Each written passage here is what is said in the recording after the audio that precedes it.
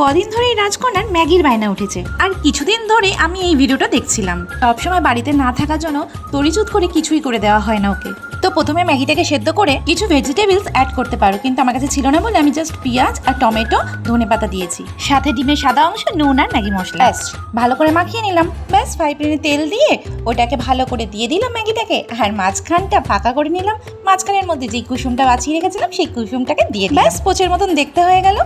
ব্যাস এটাকে উলট পালট করে নিলেই রেডি। দারুণ লেগেছে রেসিপিটা। তোমরাও কিন্তু এটা ট্রাই করতে পারো যাদের বেবিরা এই ভেজিটেবলস খায় না। এর মধ্যে কিন্তু ক্যারট, বিনস অনেক কিছু দিয়ে কিন্তু এটা করা যায়। আর কারা কারা অলরেডি এটা করে ফেলেছো আমাকে জানিও। বাচ্চারা কিন্তু খুব আনন্দ সহকারে উপভোগ করে, বাচ্চা সহ বড়রাও। আর যদি তোমরা এটা নতুন জেনে থাকো তাহলে আমাকে একটা কমেন্ট করো। ব্যাস এইভাবে পিস করে কেটে সস দিয়েও সার্ভ করতে পারো, দারুণ লাগবে কিন্তু। তোমরা কে কে করলে আমাকে কিন্তু কমেন্ট করতে ভুলো না। দেখা হচ্ছে নেক্সট ভিডিও। টাটা।